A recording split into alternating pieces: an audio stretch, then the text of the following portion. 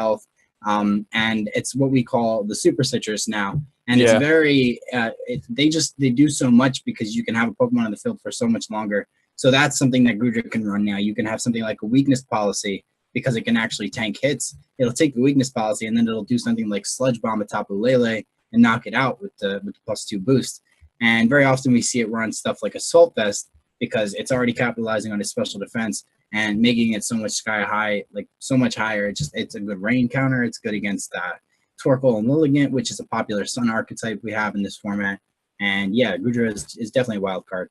But I'm interested to see how it interacts with the rest of his team because he has a Ninetales and a Metagross, and I don't know how the synergy works there. Yeah, I mean, he has that Fairy Steel Dragon type of core. That's like just a common example originating back in the 2014 metagame where there's like just some types that add up their resistances and their offensive coverage pretty nicely. Another one of those would be the Fire, Water, Grass core. And yeah, so there's like a lot of strategies or a lot of knowledge that people could take from previous formats into this. But we also like shouldn't forget that people have only been playing on Sun and Moon for like 3 months now, and there's always like new stuff coming out. You mentioned the Super Berries, for example. At the very beginning of the format, people were a little bit like first of all, when the game came out, I didn't even know that they changed anything about them. And then I saw like a video on Twitter or something like that, and then I thought like, oh, that's cool for a Pokemon like Wishiwashi, who has like a very specific thing where if it goes under 25% of its health, then it will change its form. So with that Super Berry, you can like bypass that, so you don't go into the weak form. But now, as then time went on, and then people figured out, oh, you can use them with the Gluttony ability that Alolan Muck and Snorlax have. So that makes the berry already activate at once you're below 50% of your health, which is essentially the same rate for Citrus Berry. So you're basically getting just like a double Citrus Berry in that turn. But now people started to just throw them on anything, really. They're just like so good in, I mean, you're getting back like half a mon, basically, just getting that to activate. And we're actually jumping into the game, finally. So it's about to start. Here we go. And now we're going to have Aaron and Sejun squaring off here. As you can see, their teams are on the left and the right there. We got Aaron leading off with his Arcanine and Muck, which is a combination that's going to bring the Intimidate to the table here. And on Sejun's side, we're going to see that Gudra along with the Metagross. Nice. So yeah, I'm really happy that we are going to see the Gudra. I'm also happy that we're seeing that Muck, since it's one of those evolvement forms that it's just, I don't know, I mean, it looks pretty funny, right? Yeah, it does. It's just like radiating. Yeah, but in terms of board position, of course, as we mentioned, both of those trainers now chose 4 of their 6 Pokemon that you can, by the way, always see in the top right, in the bottom right and the bottom left. So, yeah, the first thing we can mention here is that the Arcanine, being a fire type, just naturally already threatening that Metagross. However, usually Arcanine really likes to just lower Pokemon's attack with its Intimidate ability. But on Gudra, that shouldn't do anything, and Metagross has the Clear Body ability that also nullifies that. We're going to see the Porygon 2 switch in here from Aaron, and the download will be going off as it gets an attack boost, while Metagross on Sejun's side is going to protect here. And we see the Arcanine go for a Flare Blitz into that Smart Protect there. Oh, as Gudra goes for Bulldoze. So, a very interesting tech there. Yeah, Bulldoze is a pretty interesting move. It hits all Pokemon on the field, including your ally, but will lower the speed stat by 1 stage. So going for the Protect here, not only well, like avoiding being hit by that super effective Flare Blitz, but also ensuring that Gudra will not hit its partner. So yeah, now he does have that speed advantage we talked about, but wisely enough, Aaron already sent out his Porygon so that he can now reverse the speed bracket if he wants to. And now Aaron is going to protect his Arcanine here as Gudra goes again for a second Bulldoze. Oh, is that weakness policy Metagross? That would be super interesting. I'm pretty sure. I think we're about to see it. Yeah, here it goes. That was a good call. And the special really nice. attack and the attack there get boosted as the speed on the Porygon 2 side falls. And now we see the Zen Headbutt into the Arcanine there. The Metagross would have outspeeded the Arcanine. And the Trick Room goes up. Aaron abusing those speed drops now. Yeah, Aaron really looking happy there. He was really fearing that Metagross was targeting down that Porygon. Could have potentially gotten a flinch with Zen Headbutt, which then would have ruined Aaron's plans of going for the Trick Room setup here. But yeah, really interesting combination coming out from Sejun. I mean, of course, we mentioned it. Clear Bodies is the ability of Metagross, so you can actually lower its stats. So using Bulldoze to lower your opponent's speed stat and then also boosting your own Metagross. Once again, a creative attempt here by Sejun. Unfortunately, though, it looks like he might have to maybe switch out that Metagross, as now Aaron was able to set up the Trick Room, and now that Arcanine should outspeed the Metagross on Sejun's end and couldn't just hit it with that boosted, or super effective Flare Blitz, for example. Aaron is going to withdraw his Porygon 2 here and then send out his Gigalith, his primary Trick Room sweeper. The Gigalith bringing out that aforementioned Sandstream, as I was talking about.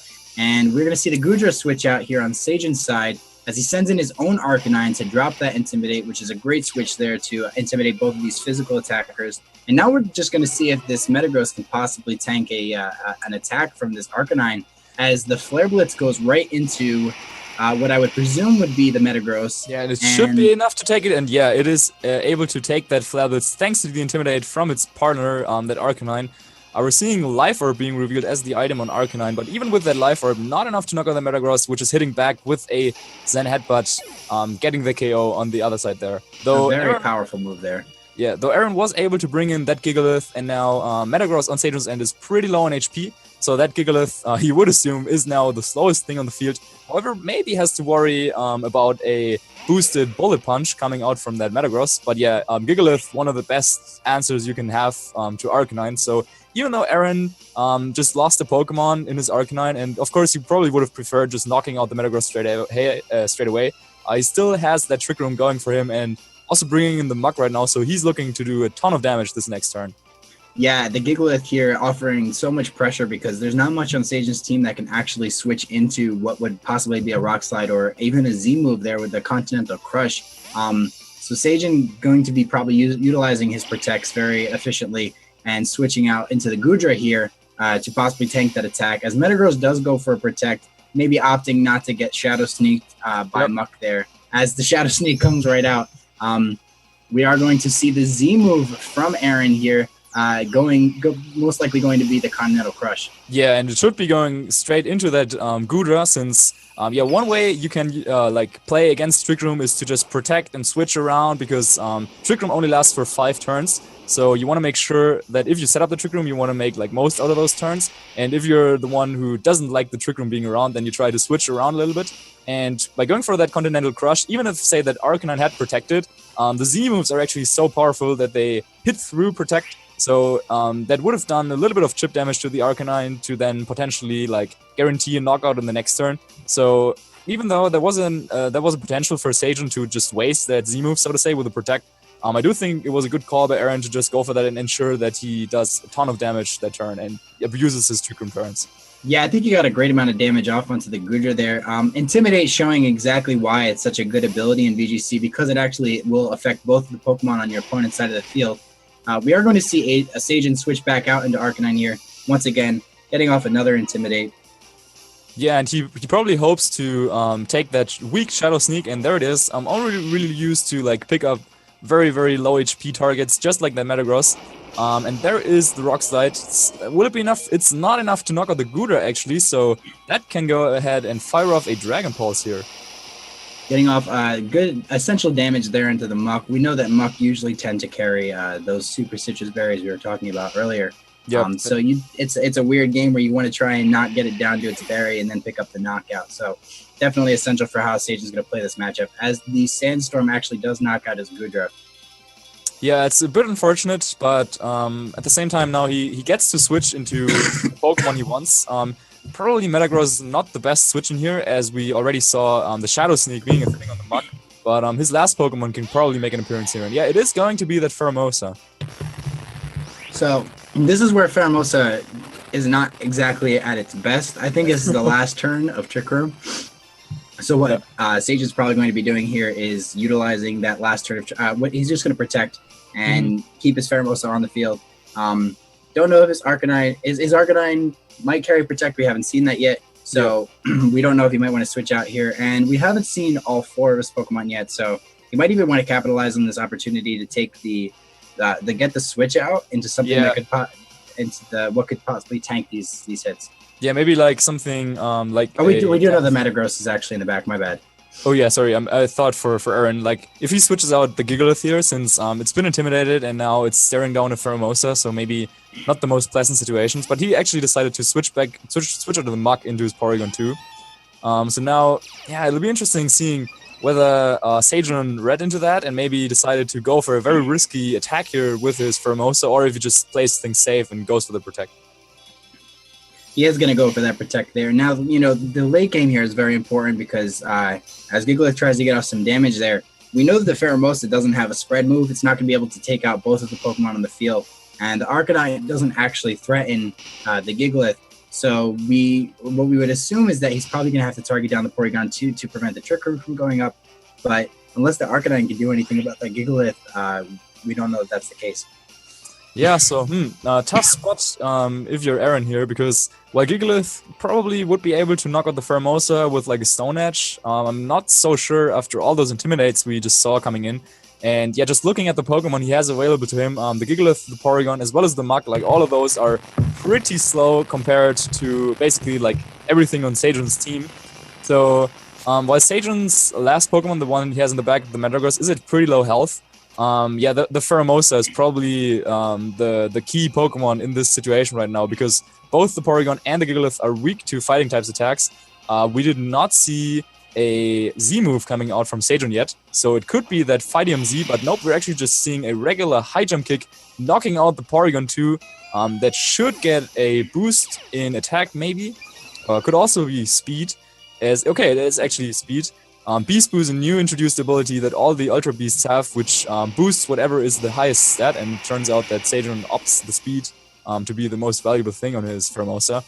Flabber's doing a little bit of chip to that Gigalith, and now the Stone Edge is coming out, and whether that KOs or not will be pretty crucial. It doesn't, which is impressive. The Pheromosa surviving there is so essential. That's why, you know, Pheromosa actually using high jump kick over something like Close Combat, which actually doesn't get access to, is kind of interesting there. You take the risk and reward of what high jump kick can do back to you if you miss. Yeah. But it survived there, which is great. Yeah, but we've seen the Shadow Sneak coming out from the Muk on Aaron's end before, so it's super close. Like, Aaron has the healthier Pokemon, and Sejun's, like, he has more Pokemon, but all of them are pretty weak. So maybe we're looking at a Shadow Sneak sweep here coming out from that Muk. So, yeah, Sejun, I don't know, like, I think if you're Aaron, the Gigalith tries to take care of that Arcanine, and Muk will target the Pheromosa with Shadow Sneak. So even if Sejun's Arcanine gets off an attack on the Muk, we don't know if that would be enough to knock it out. Probably not. And then there's still that, presumably the berry waiting on the Muk to activate and heal back a lot of its health. So yeah, it might seem like Aaron might be able to take this. And we're going to see the Shadow Sneak there into the Pheromosa, and it's going to pick up the knockout, which was very important because that was the thing threatening the most damage on the field. Arcanine going to go for the Flare Blitz into the Muk, and if this is enough damage to pick up the knockout, which it isn't actually, that was the determining turn in the match, because the Metagross is going to come in here.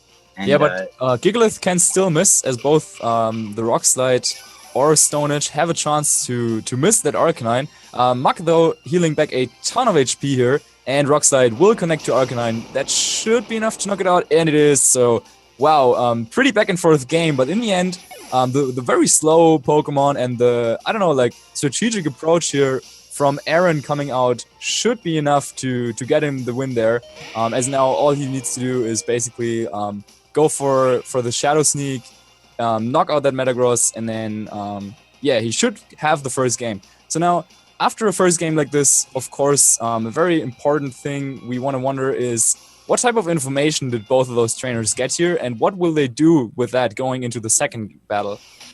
Yeah, I think it's important for Aaron to note that obviously Sejun's team does struggle against Trick Room, so getting off his Trick Room is important. And seeing the Pokemon that Sejun led there with the Goodra and Metagross, he wasn't afraid to just bring his Porygon 2 in and go for the Trick Room and start sweeping. I think Sejun might not have predicted that to happen because he could have switched into the Pheromosa. It's not a Pokemon that you really want taking damage, though. So that's, that's pressure. It was good on Aaron to keep pressure on the field.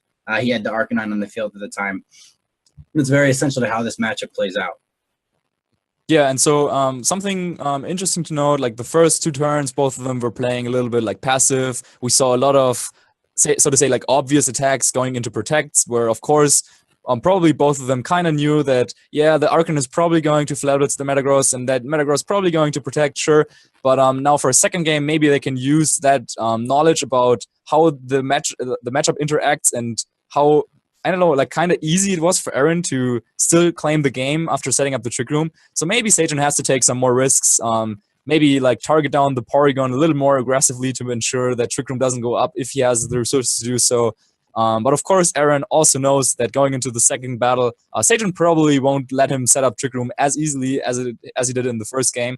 And so, yeah, maybe we're seeing some of his other Pokemon. He would have access to Tabu Lele and Ninetales. Those are the two Pokemon that he didn't bring to the matchup, though.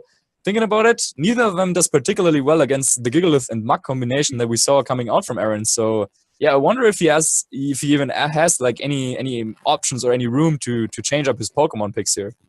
Yeah, that's where the flexibility of his team, I think, is going to be tested, because the slow modes on Aaron's side are just, they're both really incredibly bulky Pokemon, and it's hard for him to pick up knockouts with anything, you know, that isn't the Pheromosa. And the Muk is essential in keeping the Tapu Lele off the field for the most part. So what I did like on Sejun's end was that he kept switching in his Arcanine and dropping those Intimidates to try and stall out the Trick Room. It was very close at the end, so I don't think it's like the matchup is precisely out of his favor.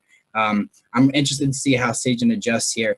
I do think that the Gudra didn't really offer enough damage, so while it was getting the Bulldoze off, Aaron brought his Trick Room mode, and it didn't really do enough. But I want to see more of the offensive threats on his team.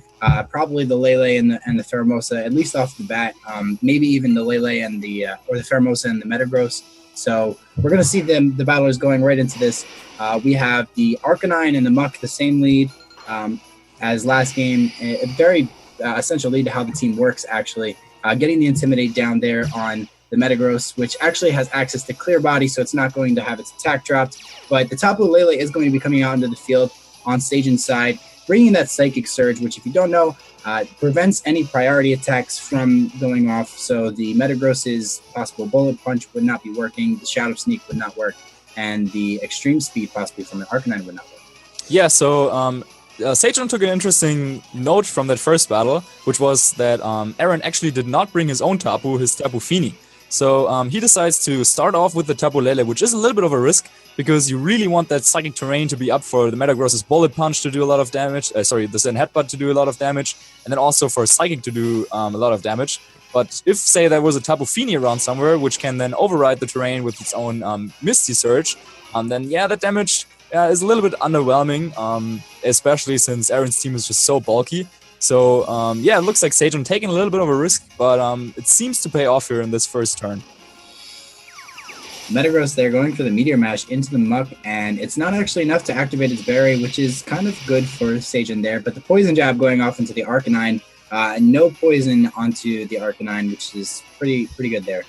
Yeah, once again, pretty good Intimidate coming off from Sejun. Just like in the first game, he's able to intimidate two physical attackers here, whereas Aaron's Intimidate like really didn't do anything, thanks to that Clear Body ability.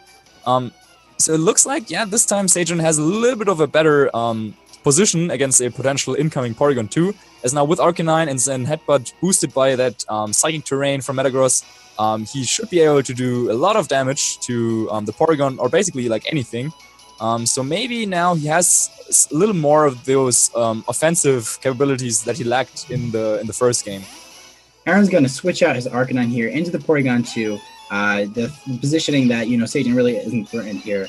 But I do think that Aaron's Muk is the problem, as the Metagross on Sejun's side is going to switch out back into that Tapu Lele with the Intimidated Muk on the field. Possibly, not a risk as much as it could have been. The Flare Blitz going into the Muk, we saw before it wasn't enough damage in the last game, but we see the burn. Sejun also getting a little excited there. But of course, that Berry will activate here, heal back 50%, so Muk won't just faint to the burn. But let's see, okay, he's going for the knockoff. So if that is Psychium Z on the Tapu Lele, which we think it is, yep. No item that can be knocked off since that Z Crystal that it has is just like, you just can't knock it off. The knockoff move, pretty common in single play as well. Also, like super common on a Alolan Muk, at least in doubles. But yeah, good play here coming through from Sejun, getting in the Tabu Lele into position. And since we now kind of know that it probably like has the Psychium Z, a Shattered Psyche should do a ton of damage to that Porygon. And yeah, if the Gigalith is Aaron's last Pokemon, then there is no Tapu Fini to reset that terrain. So it will get the 1.5 boost from Psychic Terrain. The Porygon 2 is going to switch out here into the Gigalith. Gigalith will bring the Sandstream with it, so it will have access to a higher special defense stat. It is boosted by 1.5. Rock types get that boost. And we're going to see the Z move here from Sejun, most likely that Shattered Psyche. Yeah, so he's also doing the Z move there a little bit on his player cam. So yeah, he set him up into a position where he can get off that Z move without too much risk. The Muk is burnt, and Muk is really, alongside Tapu Fini, probably the only thing on Aaron's team that really wants to take that Shattered Psyche.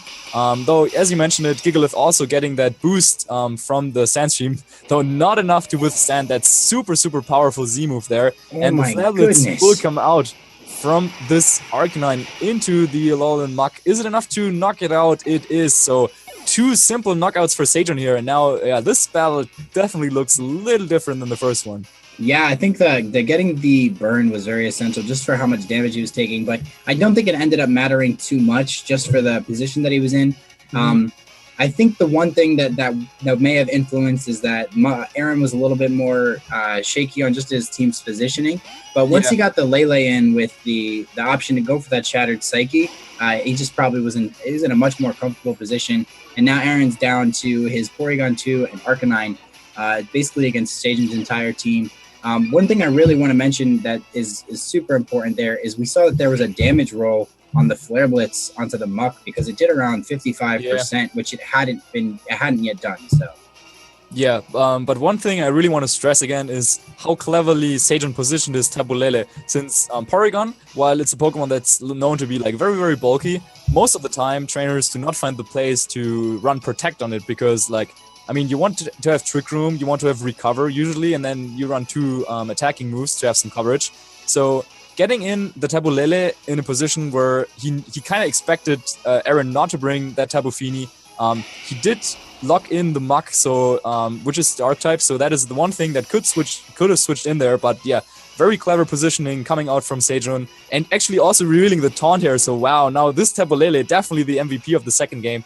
Taunt will prevent Trick Room from coming up, since yeah, Porygon now forced to only use attacking moves, and Trick Room is not an attacking move. And yeah, Aaron looks a little bit flustered there. He kind of expects this battle to go in Sejun's favor, I guess. Yeah, I definitely feel that sentiment on Aaron's end too. And as you said, Tapu Lele being the MVP there, I kind of don't. I see what he did in the first game. Now that he saw that there wasn't a Tapu Fini to really neuter the Tapu Lele's damage output, it made a lot more sense to bring the Tapu Lele this game, and it did so much work. As we see the Metagross switch out into the Arcanine here, dropping the Intimidate once again onto Aaron's Arcanine, and the Porygon 2 not really going to care too much about that, as usually those carry special attacks.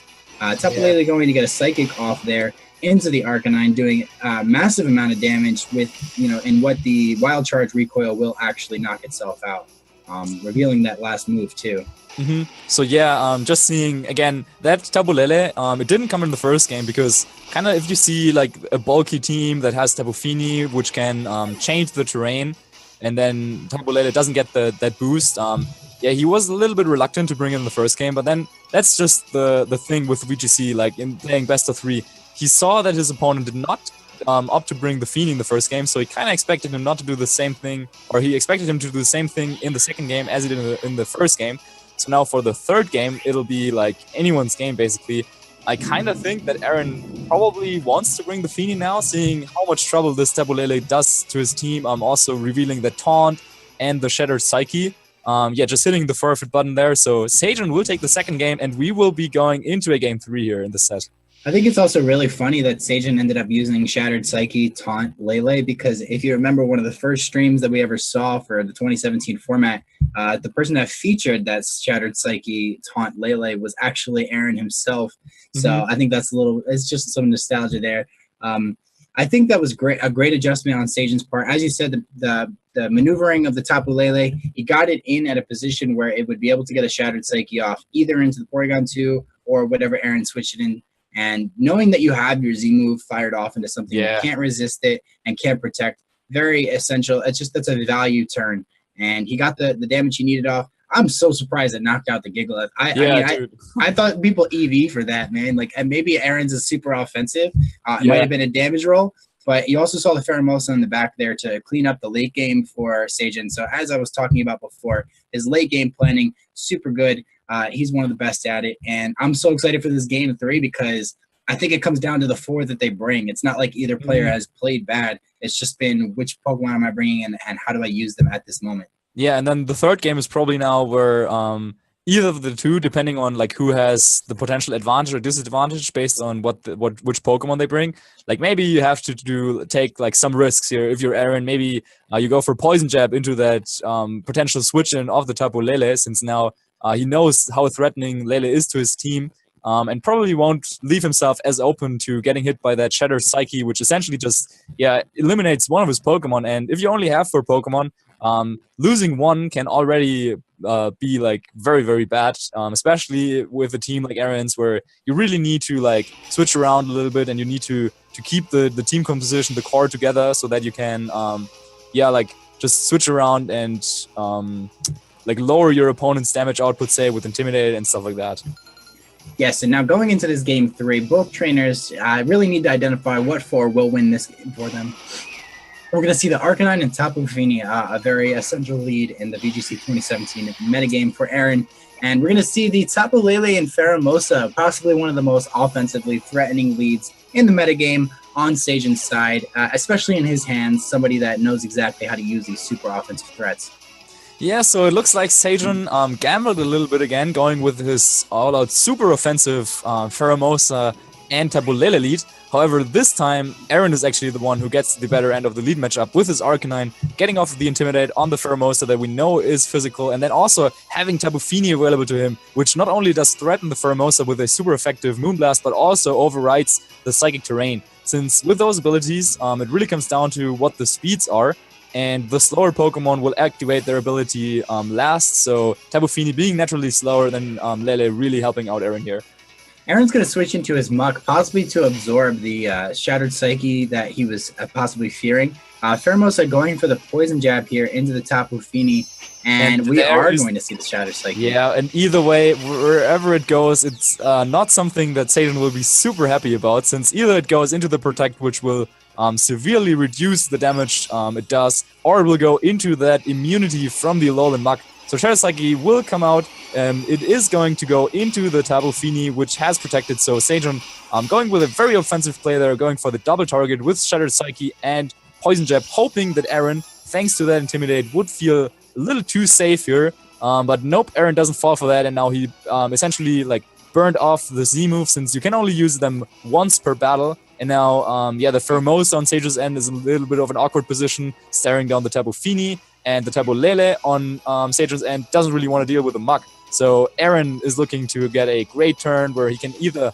try to switch around a little bit, depending on what he has in the back, maybe bring in that Porygon, set up a Trick Room for later, or just go for a lot of damage, either like Poison Jab or Knock Off, and then a Moonblast.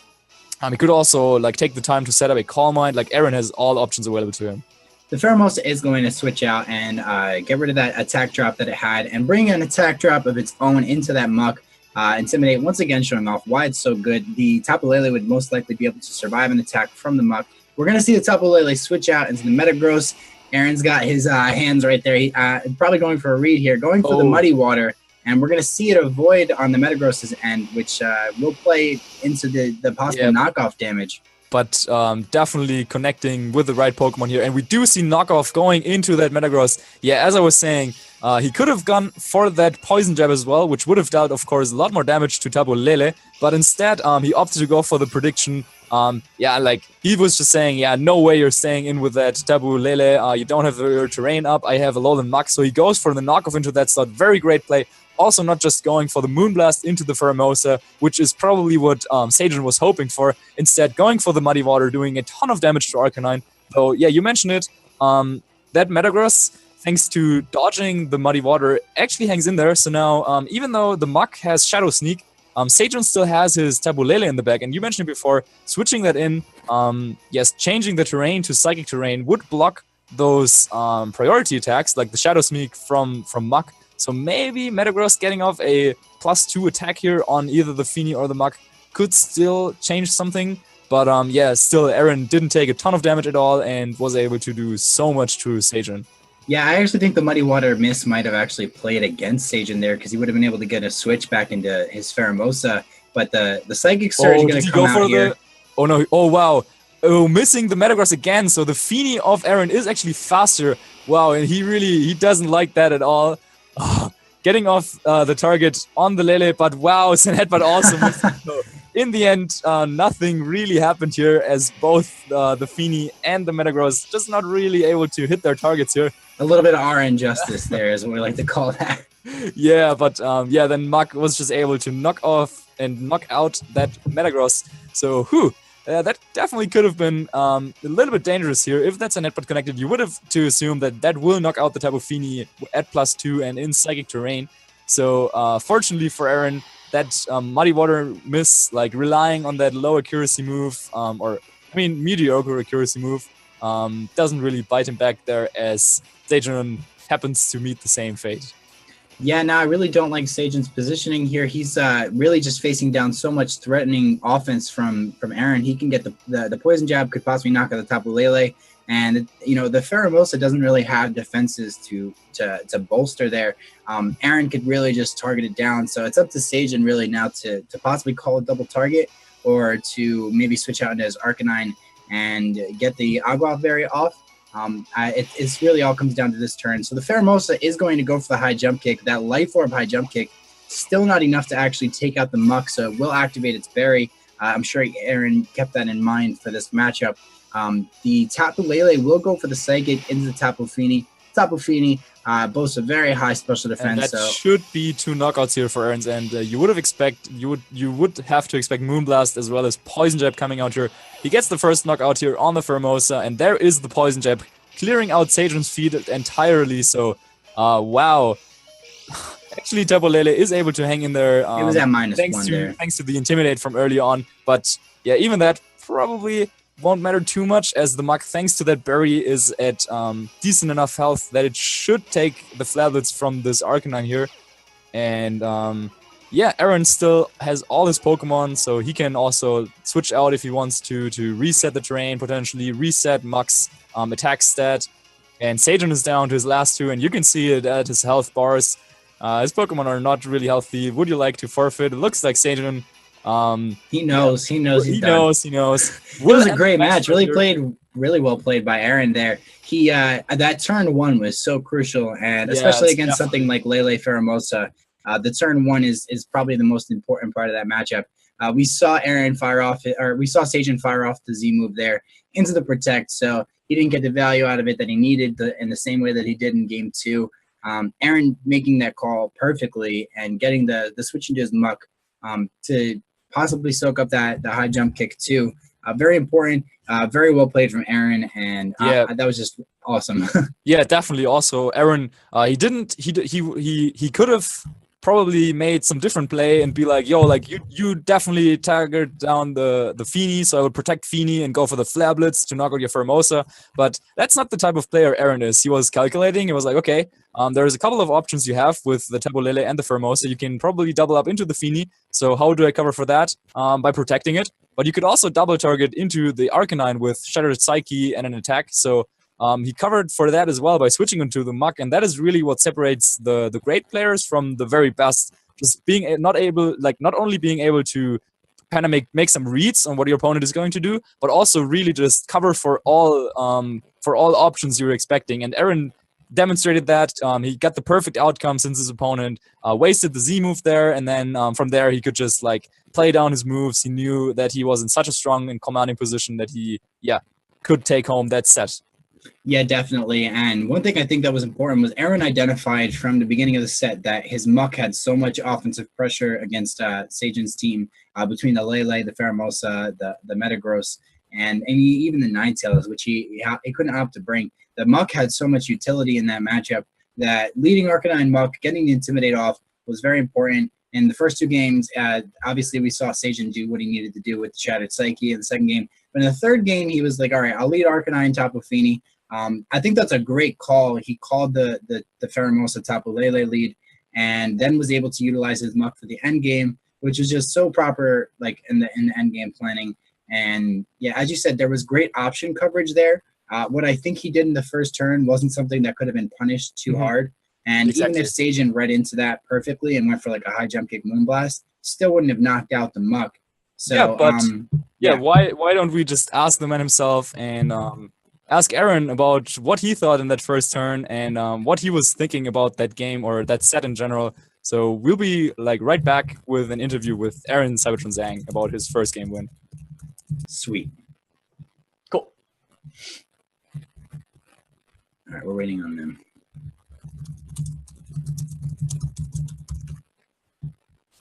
All right, how long?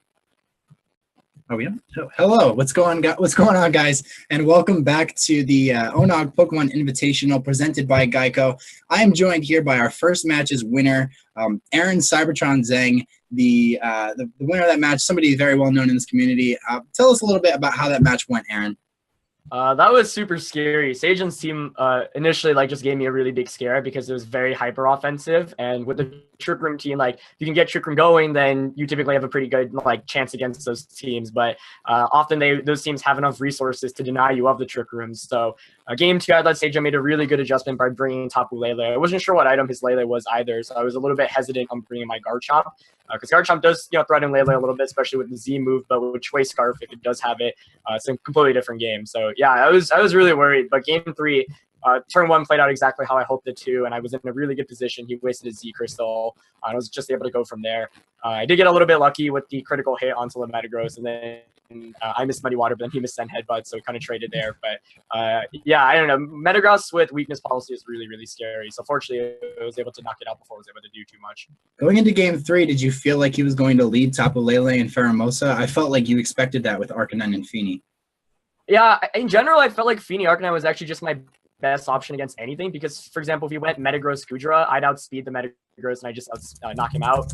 And in the last game, we saw the Metagross and the Lele lead, and I saw that without the Psychic Z Crystal, he can't knock out my Arcanine with Psychic. So I knew that Arcanine would be able to pressure the Metagross. He wouldn't be able to get a weakness policy boost off. So that was kind of the worst case. And even if he did lead with that, I had my outs with Muck in the back.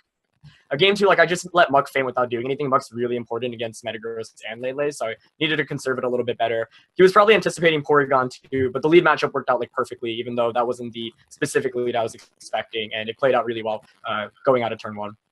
Yeah, so one of the main kind of storylines in that best of 3 that we were going for was what the Tapus were doing. So in the first game, neither of you brought any Tapus and you were able to win that. So then in the second game, Sejun was able to capitalize on that, bring in his Tapu Lele in a super fantastic position, get the one-hit knockout. So then for the third game, were you really sure that he would bring the Lele again, and what made you not bring the Feeny in the first 2 games?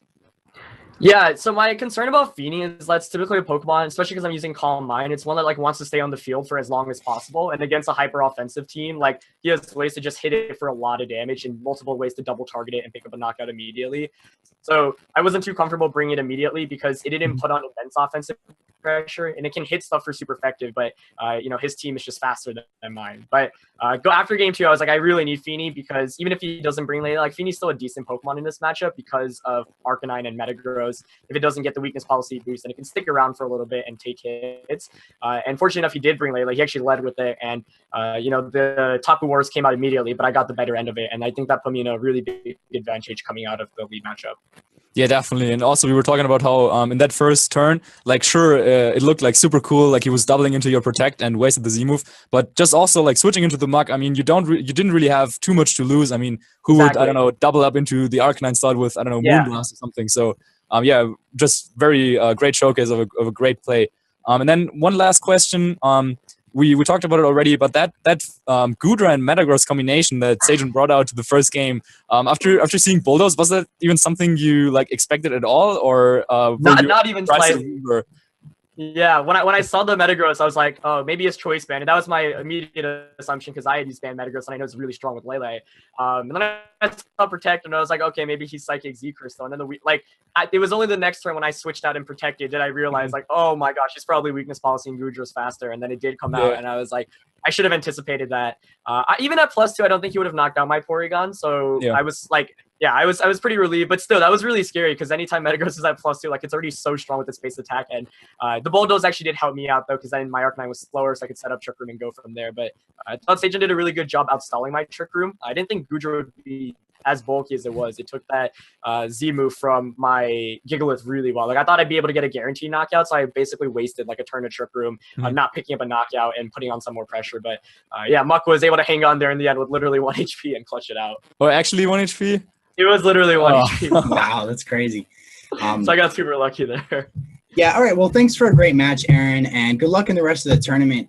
As we saw there, the Metagross did carry the weakness policy, and while it didn't provide to be too effective for Sejun there, if you are looking to pick up an effective policy, you can go check out our sponsor, GEICO, who is an insurance agency, and they're the people that brought this tournament to life and gave it prize support, and we're so thankful to them for this opportunity to make Pokemon something so that something we could celebrate and bring these high caliber competitors together. So